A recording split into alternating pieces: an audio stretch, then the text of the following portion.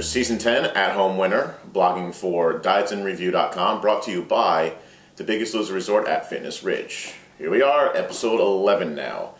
And of course, there's another one of the twists in the Elimination Room. Allie brings everyone in, and no more teams. They're all one team, all the blue team.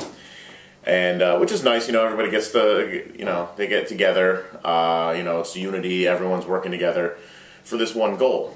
They dropped collectively 64 pounds last week. If they can beat that 64 pounds, they're all safe. Immunity all around. You couldn't ask for a better prize. Now, can they do it? We'll just see. There are a couple things going on in this episode. Dr. H has his visits again with people. And, of course, his second visit's always a lot better than the first visit. Marcy and Courtney are doing phenomenal. Marcy is pretty much at her goal weight. All Dr. H said she has to do is drop a little more fat, add some muscle, and she's fine. Courtney now has the body fat percentage of the average American woman. Coming from where she came, she's lost almost 200 pounds, is phenomenal. Rulon, starting to look like his former athletic self. Moses has gone through huge transformation in his health. He had a definitive date. Dr. H is like, you're going to die by this date. Now that date's thrown out the window. These second meetings go so much better with Dr. H than the first one. The first one, it kind of scares you, everything that's going on. And by the second meeting, you just show how this can actually, all this stuff that can be overcome. Just through a little hard work, a lot of hard work, and eating right. There's no magic pill. There's no formula out there. You just blood, sweat, tears in the gym, and just watch what you're eating, and it'll all work out. A couple interesting little challenges this week. You have your pop challenge, cooking challenge. We had our cooking challenge with Curtis, which I did not get to cook. I'm a little sore about that, but whatever. People are divided into teams of 2, and the winning team gets the Biggest Loser meal plan for the duration of their Biggest Loser experience through the finale, which is kind of cool. They get to have their meals prepared for them, but I don't know how that really helps them because they need to learn to cook on their own. What's going to happen afterwards? Jen and Kaylee had a great dish, as well as Moses and Olivia. It seemed like they were the 2 favorite dishes for the chefs. Moses and Olivia took the meal plan. They took the meal plan, they won. The other challenge we had really brought everyone together as a team. If they complete the challenge in less than an hour and a half, they get a 5-pound advantage at the weigh-in, which is huge. 5 pounds. Come on, you can't ask for more than that. However, if they don't complete it in an hour and a half, there's a 5-pound disadvantage, which is also huge. So that's an extra little, negative bonus that they don't want to incur from this challenge. And what they have to do is pull up a rope from under the dirt and answer trivia questions along the way where their teammates will join them in pairs of 2. And the rope just gets harder and harder. And, as they're going through this, it doesn't look like they're going to make it in the hour and a half. But finally, there's this one final push at the end. They all go, and make it with 6 seconds to spare. I don't know how they get any closer. So now it's only 59 pounds to go at the weigh-in. But there's something to do before the weigh-ins. Of course, your workouts, especially this last chance workout, which is brutal. Like Justin said, there's not a dry shirt in the gym. Blood, sweat, and tears are pouring out. People are getting pounded. Bob tears Rulon apart, but you know what?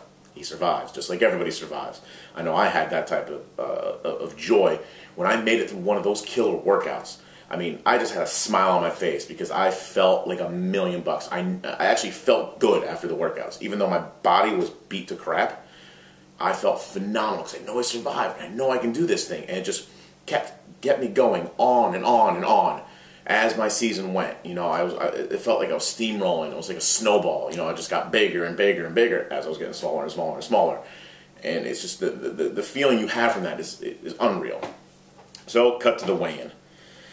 Some good numbers coming up. Jen, 5. Hannah and Olivia, they're getting a little smaller, so they're pulling a 4 and a 3. Justin pulls a 5. He wanted a little bit more. Then you have Rulon and Ken with 7s, and Austin with 8. So the first half of this weigh-in is going pretty well. They think they can break this 59-pound mark and keep everyone safe. And the numbers start dropping a little bit. Courtney with a 4. Irene with a 2. Moses with a 6. He wanted a little bit bigger number, but he could be slowing down at this point, too, because he's dropped a significant amount of weight. And it just leaves Marcy and Kaylee between the 2 to drop 9 pounds. The 2 of the smallest women there. I don't know if it can be done, especially since Marcy just drops a 0. That means Kaylee has to do 9 pounds. And she had a huge number for herself last week. She gets up there and gains 2 pounds.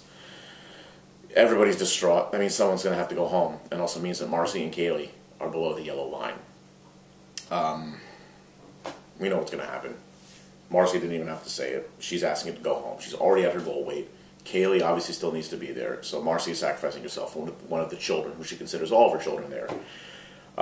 She's been one of the true leaders. Everybody said that they've learned so much from her.